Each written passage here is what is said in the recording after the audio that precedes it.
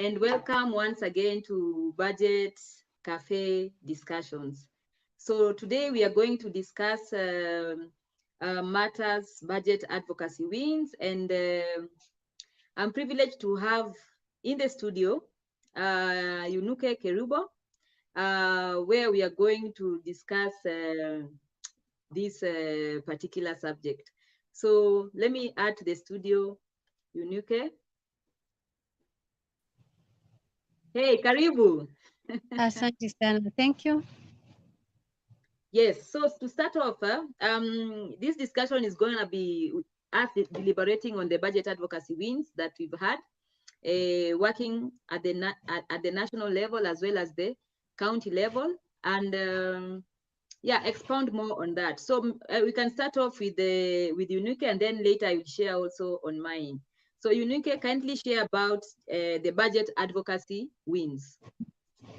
Okay, thank you so much, my viewers. Today I'm privileged to be in the studio so that we can talk this matter of budget advocacy. Now, when we want to advocacy for something, first of all, we have to understand exactly which method and tool are you going to use so that you can advocate. Like me, myself, as a budget facilitator, we have been using many of the tools to advocate for this work. Example, you can use like a budget analysis as one of the tool and method, whereby now, as me giving an example, there's a time you use the county budget review outlook paper, whereby now you see how the county has performed in terms of how much money they were given. Then you look at how the county performed in terms of priorities. Then you look at how the county dealt with the ceilings, and now you see in terms of the projection. So the advocacy work comes here when now what you see on paper is not reflecting on what you see on the ground. This is whereby now, after analyzing and the budget analysis, after analyzing these budget documents, now you get that you identify the gaps, because in these gaps we are comparing the financial reports and the social reports. The social reports, these are the reports you can see on the ground, and the financial reports, these are the reports which you can see being documented. So as one of the advocacy method used, also I like using, so this is whereby you come up with a petition, you come up with a memo. This memo, you need clarification over the said project. Maybe this project on paper, or according to the financial report, they are saying that this project is 90% complete. But if you go to the social report actual ground, you get that this project is not even there, does not even exist. So this is one of the methods we have been using, whereby we are comparing the financial report and the social reports. And again, as one of the experience in terms of this advocacy work, we have been using the community scorecard. This is one of the method of now community scoring the services they get from the service provider. Like, for example, if we want to use community scorecard, we go to an hospital. And this hospital, we start scoring according to the standard. The standard, we have types of the level hospitals. We have level 1, we have level 2, we have level 3, we have level 4, we have level 5, we have level 6. So what you cannot find is something you can't find in level 3, but you can find in level 4. But now this is an incident whereby the services you are getting from a level 3, they are the same, the services you can get in a dispensary. So which means that you are not getting services according to the standard. So as one of the tool to advocate for issues, first of all, when using this tool, you have to know exactly what are the standard according to the services I need. For example, you want to go to a level 3 hospital. Exactly, you have to know exactly in this levels 3 hospital, these are the services I'm expecting. Like I am expecting to have a level 3 hospital is supposed to have a maternity ward. A level 3 hospital, the number of the capacity beds is supposed to have. Now coming to the real actual thing, you get that according to the standard, the level 3 hospital or level 4 hospital does not even meet the threshold of being called a level 3 or level 5 hospital. So as this is whereby now we call an interface meeting between the service provider and the right holder who are now has, so that we can negotiate and see where is the problem. We are not getting the services we desire. So here you get that now from the dialogue meetings within the service provider and the right holder, all the community. So you dialogue and see where is the challenges. If the challenges is with the disbursement of funds, or the challenge, where is really the challenges, we are not getting exactly the services we desire according to the standard. After getting, now making a dialogue, then we come up with a way, a co-joint decision, a co-joint, how are we going to solve this problem. So I've seen that due to engagement in terms of the methods and tools, we have seen some of the improvements, some of the facilities and the services we are getting from the community. Great, great, great. So now I can now delve into now example of the budget advocacy wins that we've had. To start off, in Nairobi County, you used to find that that even informal settlements were not receiving adequate commodities, especially when it comes to family planning and also budget allocation towards even the human resource. So some of the budget advocacy wins that you have experienced here in Nairobi, where I've also been engaged in, is the increase of budget allocation towards reproductive, maternal, newborn, adolescent health. And this was made instrumental by working in a coalition, because personally,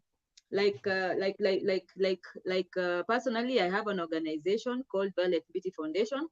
And through that, we got advocacy wins with regard to the Maternal Newborn Health Association, where the Nairobi City County government allocated funds towards family planning.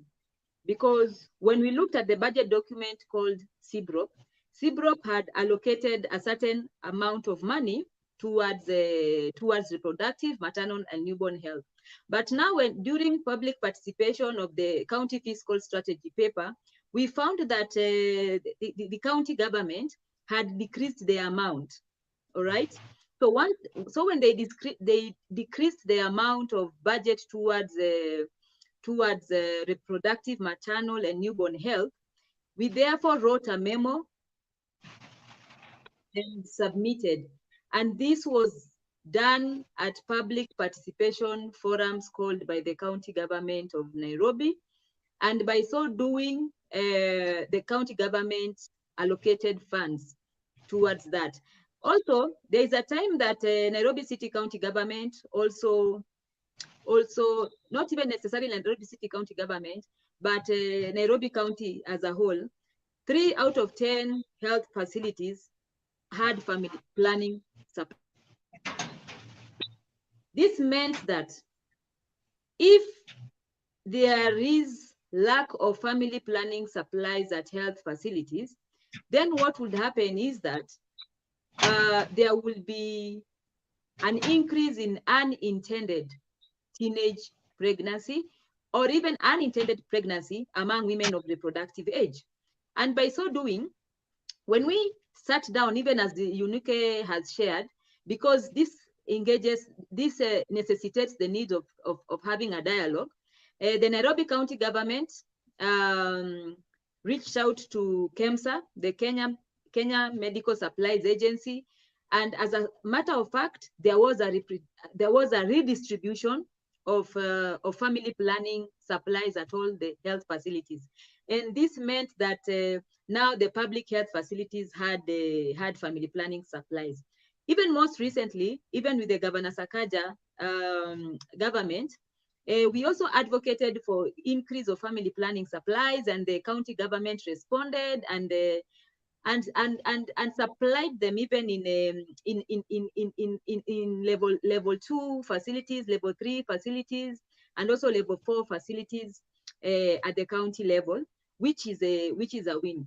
So the other thing that I'd also like to mention is that you find that you also find that the other budget advocacy win is that you also find that you also get co-opted into technical working groups at the county, which is also a win. Okay, which is also a win, because for the longest time you used to find that the county government they don't have CSO representatives in the technical.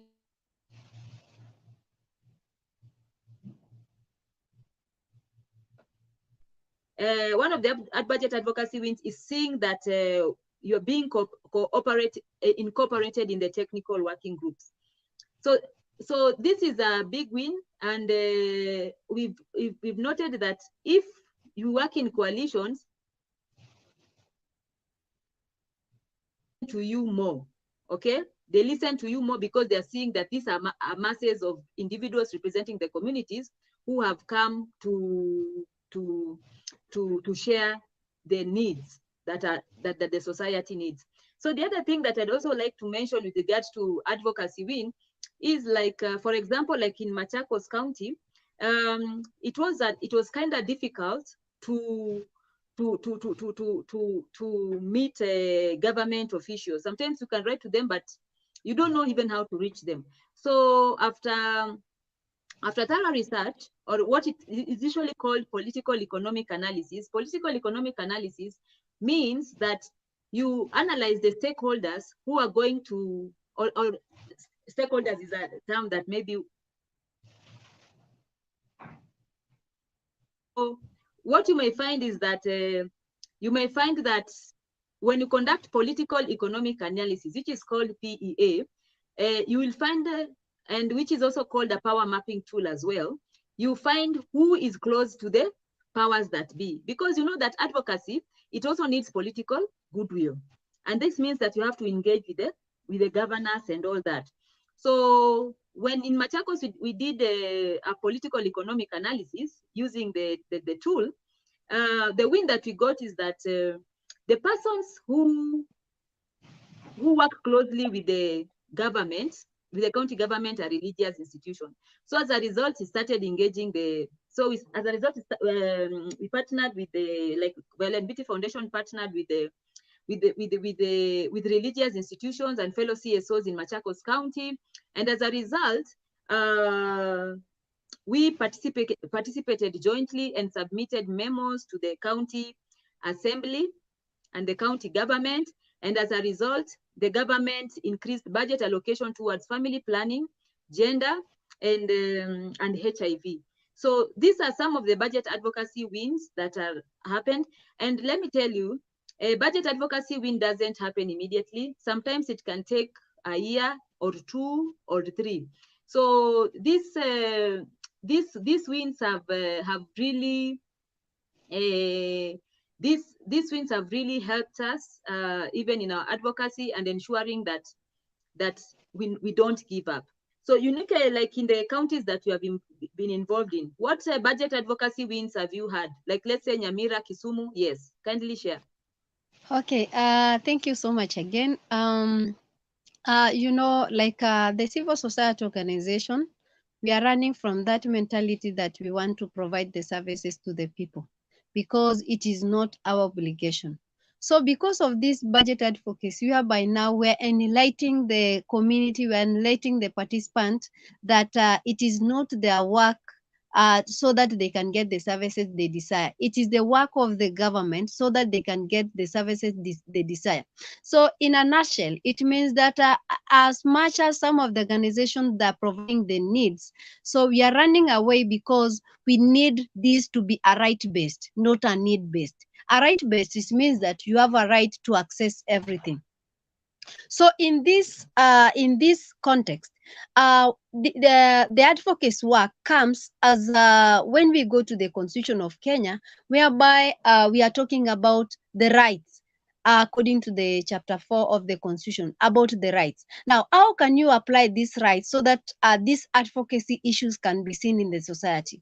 Number one, there's that notion whereby the people are thinking that if they go to the public participation, they are wasting a lot of time, they are wasting their energy, and also they are wasting their fare.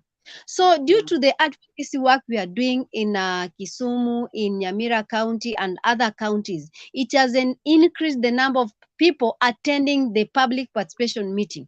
So when more people attend public participation meeting, it leads to the people making decision for themselves, what they need, what is their pressing need in that community.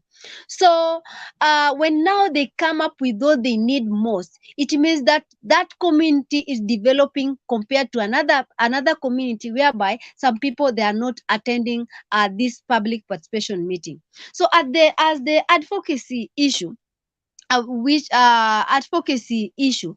So due to the sensitization meeting we have been doing with the champions, with the community, I can say as a success that there is an increased number of people attending the public participation meeting. So which means that we are going in future, we are going to increase more, and also in future we are going to make the people more independent as before. So another what we have been doing, like we have this issue of access to information. So you can't advocate for an issue if you don't have that information. And that information, not only that information must be factual. So like in Nyamira County, maybe we want a certain information from the county government, but getting that information is not easy because of the good rapport with the county government, and also writing some of the requests, access to information requests to the relevant departments. We have been getting these information like the budget documents so that we can analyze them for advocacy issues. As a success we have gained from Nyamira, if you go to the Nyamira website, you can get that some of the budget documents have been published, which were not published before. So also we are continuing with this motive so that in future we'll get all the budget document being published online. So that is one way we can say it is a success, because people can access that information online through downloading those budget documents. And again, there was these things that you are very far, you cannot attend any public participation meeting. Maybe because of the distance where the venue of the meeting has been located, you can't attend that meeting. But there is an online form. If you want to submit any information, you can download that online form. And that online form, I can give an example from the CIDP, the third generation CIDP, whereby if you want to submit information, that online form was put online so that the people can access. As much as you are very far, you can access that online form, then you write what you want, then you send to the relevant department. So I can say it is a success because at least now the essence of public participation can be seen, whereby now the public, they're being given that opportunity to participate in any way, whether physically, whether virtual, whether a submitting of memo, petitions, and also even a letter. So I can say that is also one way of how this advocacy work has assisted. And again, we like the other day we had some of the projects we were complaining. Some of them were stalled, some of them were shortly done, some of them were just on paper but not on the ground. So I remember we wrote a petition to the county government of Nyamira seeking clarification over the project we were complaining. Like you get that there's a project allocated a lot of money, but if you go to the ground, there were no value for money. So in this instance, after now navigating through the budget document and knowing that this a certain project was allocated this amount of money, and yet what we can see in the ground, there were no value for money. So due to this, writing of petitions and memos to the county government of Nyamira, we can see some of the projects were implemented immediately and some of the projects were ongoing. So as we can say, we have some of the success stories we are seeing because of this advocacy work. Coming to Kisumu County. So in Kisumu County, like there are some of the projects, maybe the community were complaining, maybe the sewerage, there was something which was not done right. So after now writing a petition to the county government, you can see there's some improvement, or the project we were complaining over the same, you get that now these projects have been implemented. Like an example I can give, we had like let me say the last the finance bill. We had the finance bill whereby now during that day when the finance bill was being participated in Kisumu County, the same day we had a certain meeting with some of the youth so that they can analyze for themselves and understand how this finance bill is being going to take effect as from July. So from that meeting, we concluded that there are some of the charges which were being applied to some of the commodities, or some of the charges which were applied, which are as for us, we saw that they were not according to what we desired. So we wrote a memo to the county government of Kisumu, and after that memo, there was a positive response whereby now our issues were considered to be, our issues were considered. So I can say this advocacy work has enabled us at least to get some of the positive desire. I can say that they are positive desire, what we have desired, what we need, the complaint we have been making. Yeah. All right. Wow, Yeah. this is just remarkable. So, viewer, you've heard for yourself the advocacy wins that have been experienced. Those are just some of them that you've mentioned. Due to time, we couldn't even expound more on the other ones that even we are also currently engaged in.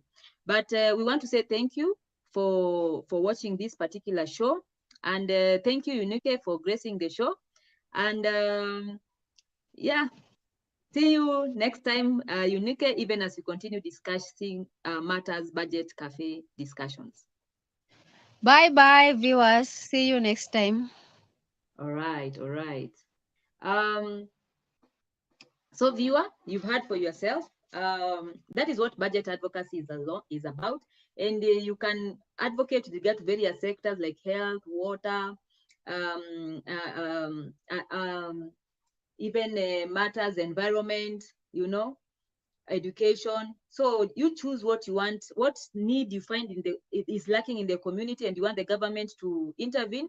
And by so doing, they will intervene. So thank you for joining today's discussion. Join us next time, even as we continue with Budget Cafe discussions.